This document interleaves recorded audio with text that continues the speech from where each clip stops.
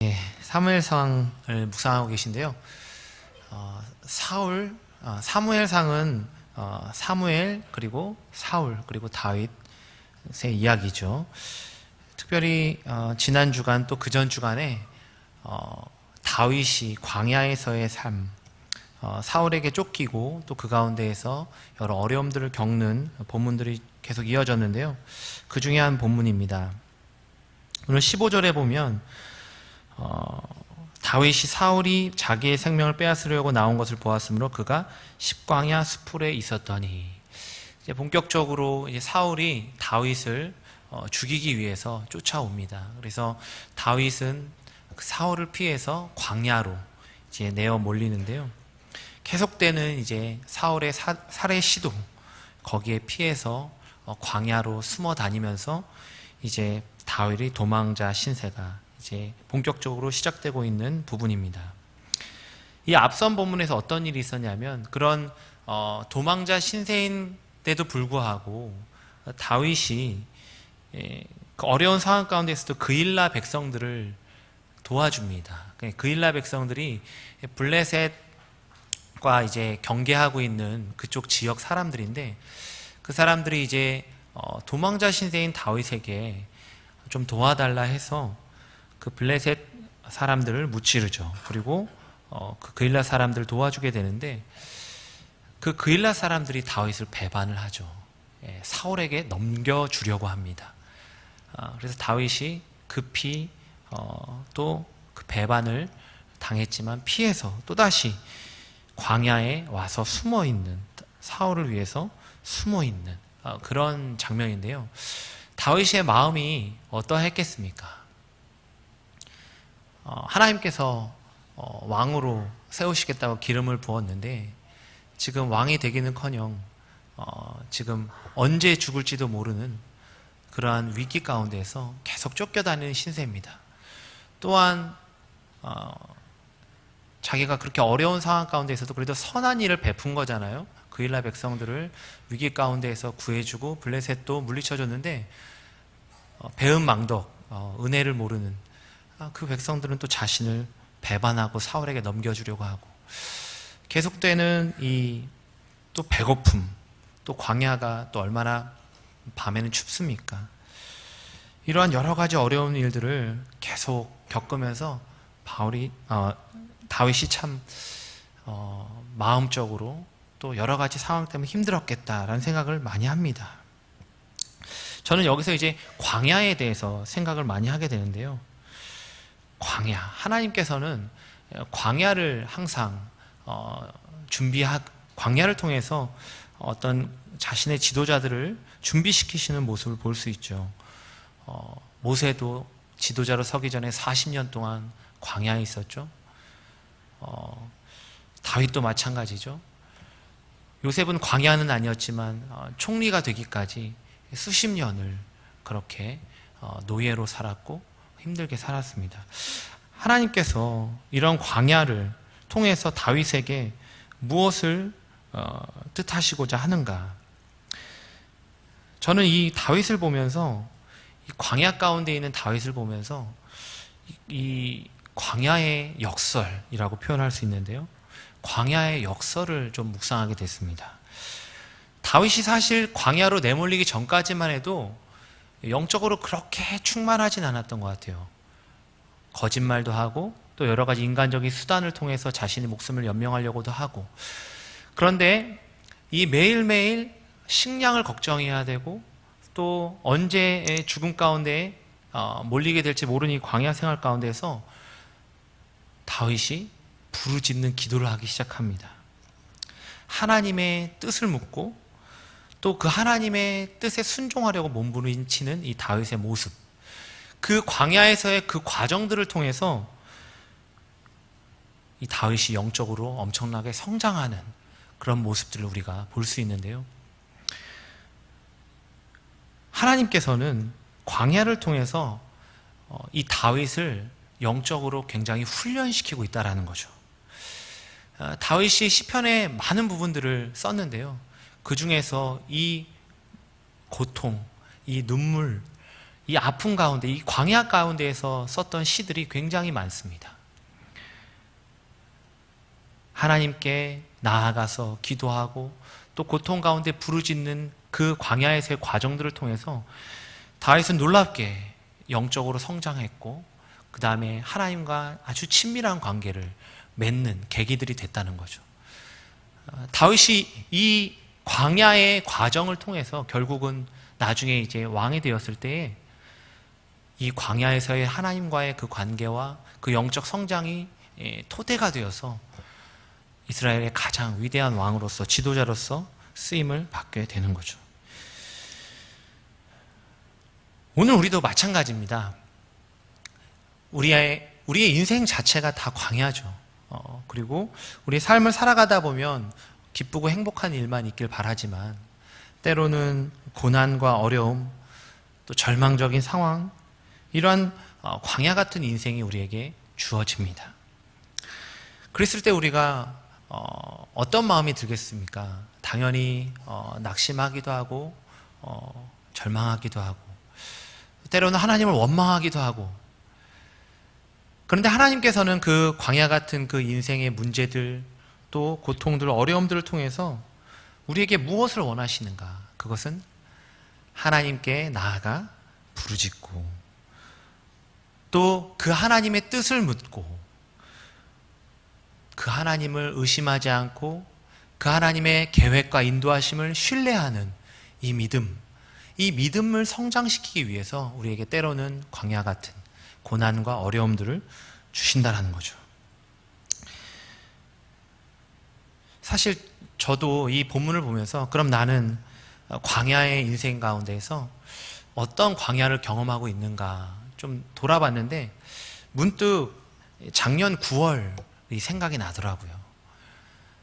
작년 9월에 저희 지온이가 태어났는데 다 아시는 성도님께서는 아시겠지만 아이가 폐가 좀 약하게 태어났어요. 그래서 태어날 때부터 숨을 잘 제대로 쉬지 못해서 바로 태어나자마자 이제 인큐베이터에 실려서 중환자실에 가게 됩니다. 그래서 중간에 또 이제 폐가 터지는 이제 기흉이라고 하는데요. 그래서 기흉이 생겨서 아이가 이제 큰 수술도 받게 되고 하는데 그런 과정 가운데서 그랬던 것 같아요. 물론 이런 생각도 들죠. 당연히 저는 건강하게 잘 태어나서 아이가 참 잘 자라겠지. 당연히 그렇게 생각하고 있었는데 그런 일이 막상 터지니까 하나님의 뜻이 무엇일까? 우리의 가정 가운데 왜 이런 일이 일어났을까? 그런 것들을 고민하게 되잖아요. 그 과정 가운데서.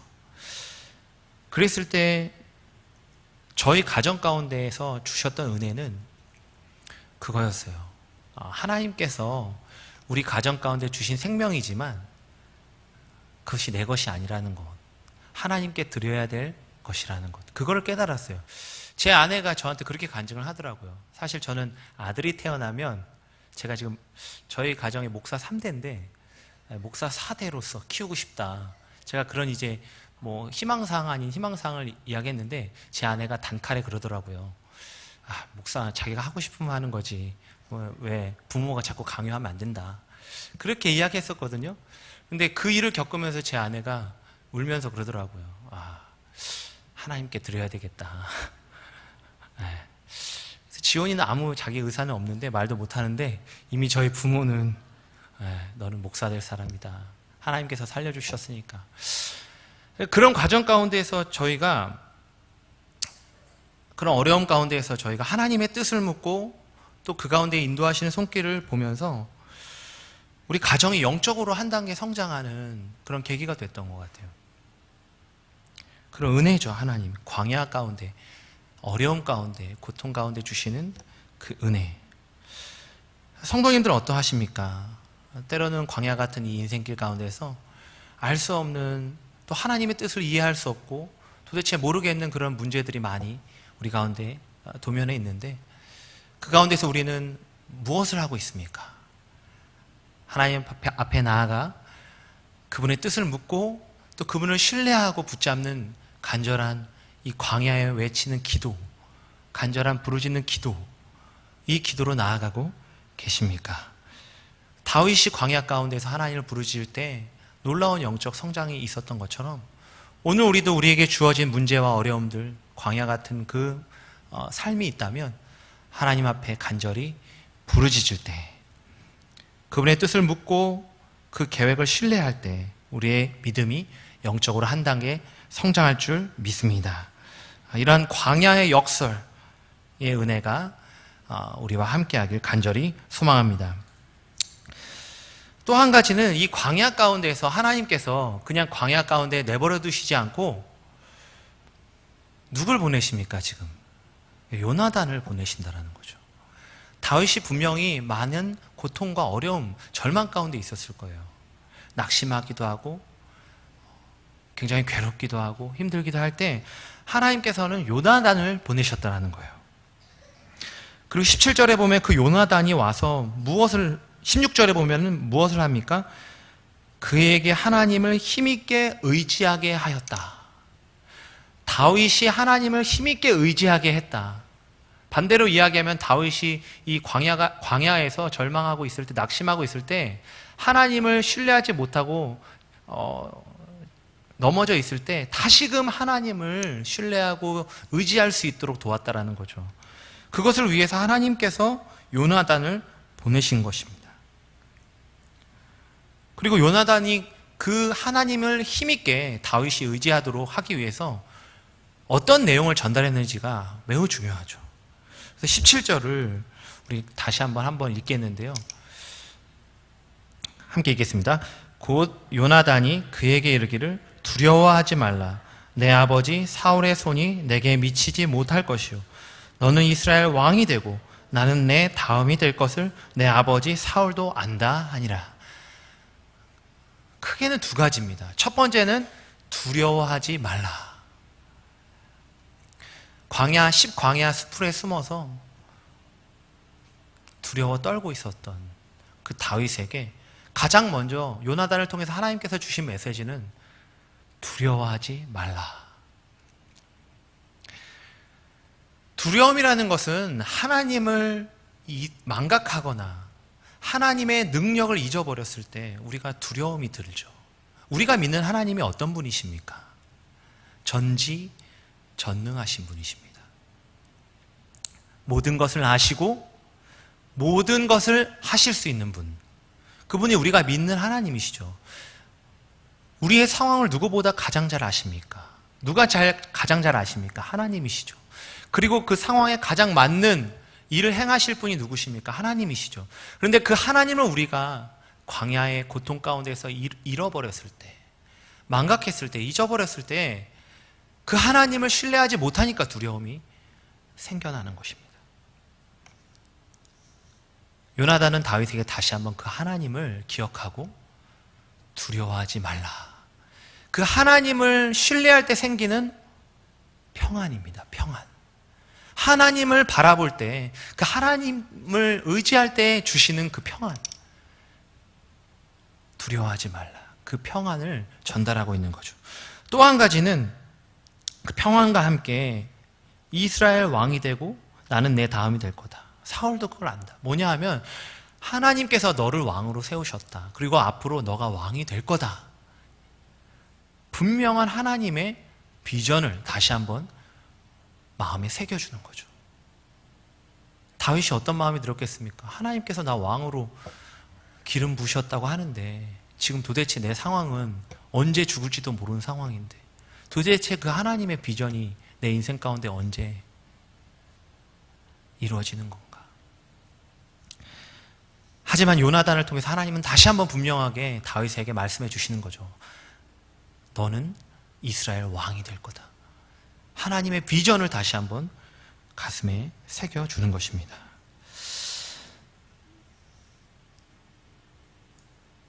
그 지훈이가 9월 달에 아팠을 때 요나단과 같은 분들을 많이 저에게 보내주셨어요. 우리 여기 앉아 계신 우리 성도님들 중에서도 이제 대표로 오시고 또 친구들도 오시고 또 여러 지인들이 와서 위로를 많이 해주셨는데 그 중에서 가장 위로가 됐던 말이 하나가 있었습니다. 그게 뭐냐 하면은 그러시더라고요. 한 권사님이신데 하나님께서 지온이를 얼마나 크게 쓰시려고 이렇게 태어나실 때부터 특별하게 훈련하시는가, 그렇게 말씀하시는데 참 그게 위로가 되더라고요. 그리고 그래, 하나님께서 쓰시는 사람이라면 하나님께서 살리시고 하나님께서 사용하시겠지, 그렇게 평안함이 들면서 또 이 아이에 대한 하나님의 일꾼으로서 하나님께서 세워가시고 또 사용하실 것이라는 다시 한번 그 비전, 아이에 대한 하나님의 비전이 좀 다시 한번 마음에 새겨지면서 참 그 하나님께서 보내신 위로를 우리 가정 가운데 경험해 볼 수 있었는데요. 그러면서 그 많은 분들이 오셔서 위로해 주셨을 때 저희 가정에 또 그렇게도 생각을 했어요. 우리의 비전은 뭐냐? 우리에게 맡겨주신 또 많은 성도들, 또 양들, 또 교회, 그 교회에 더 우리가 헌신하고 충성해야 되지 않겠냐. 그러면서 위로도 받고 세임도 얻고 했던 시간들이었는데요.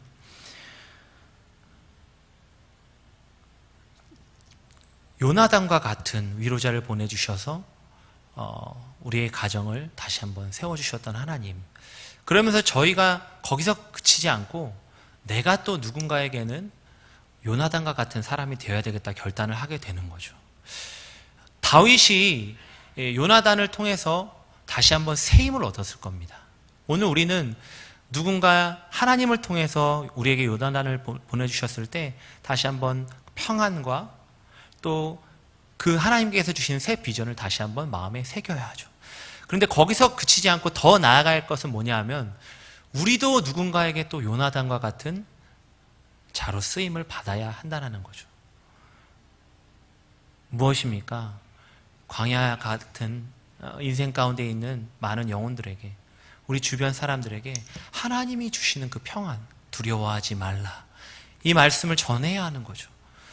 또한 하나님께서 너를 향한 계획이 분명히 있고 이 과정 가운데서도 하나님은 역사하실 거고 너를 분명히 사용하실 거다라는 것, 이것에 대한 분명한 비전을 다시 한번 우리가 전하는 요나단이 되어야 하는 것입니다. 저도 그래서 요즘 내가 과연 그럼 요나단과 같은 그러한 평안의 메시지, 비전의 메시지를 잘 전하고 있는가 돌아보게 되는데요. 저는 이제 아무래도 설교를 하는 사람이다 보니까 메시지에 대해서 다시 한번 계속 돌아보게 됩니다.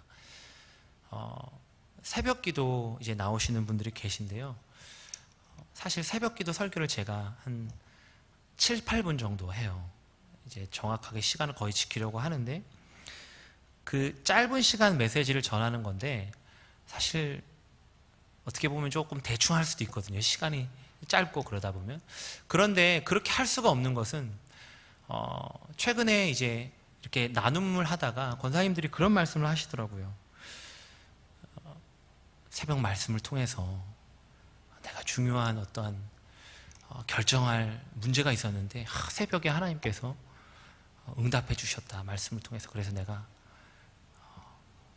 결정했다, 그렇게 말씀하시더라고요. 또 어떤 분은 또 새벽에 그 말씀의 은혜를 통해서 굉장히 그 중요한 어려운 문제 가운데서 큰 힘을 주었다. 그리고 어떤 권사님은 새벽 설교를 녹음하셔서 3번, 4번 듣는다, 뭐 이런 말씀하시니까 제가 새벽 설교를 더 열심히 준비해야 되겠다, 철저하게, 그런 마음이 들더라고요. 물론 뭐 제가 전해서 뭐 그런 응답을 받고 은혜를 받는 건 아닙니다. 하나님께서 역사하시는 거죠. 아주 짧은 시간이고 아주 찰나의 시간이지만 그럼에도 불구하고 저 개인적으로 돌아봤을 때 참 그 새벽 메시지를 준비하는데 내가 얼마나 더 열심히 또 준비했는가 돌아보면 참 때로는 부끄럽기도 하고, 그래서 내가 요나단으로서 누군가에게 평안과 또 비전을 나눠주는 메신저가 되어야 할 때 내가 말씀 전하는데 더 철저하게 준비하고 또 하나님 앞에 기도하고 준비해야 되겠다. 그런 결단들을 하게 되었는데요. 성도님들도 어떠하십니까? 우리가 광야에 있을 때 우리에게 보내주시는 요나단과 같은 사람들이 있죠. 다시 한번 평안을 우리에게 주고 또 우리에게 비전을 다시 한번 심어주는, 그것이 어떤 설교 말씀이든 누군가가 보내주신 어떤 누군가이든, 우리가 그 새 힘을 얻었을 때 거기서 나로 끝나지 않고 우리가 또 누군가에게 하나님의 평안을 전달하고 또 하나님의 그 비전을 다시 한번 제시해서 또 다른 누군가가 주 안에서 회복되고 또 그 광야 가운데서도 하나님을 신뢰하는 믿음이 회복되는 은혜가 있기를 간절히 바랍니다. 그래서 이 광야에 주어진 하나님의 이 위로, 그리고 이 위로를 전하는 저와 여러분이 되길 주님의 이름으로 간절히 축원합니다. 기도하겠습니다.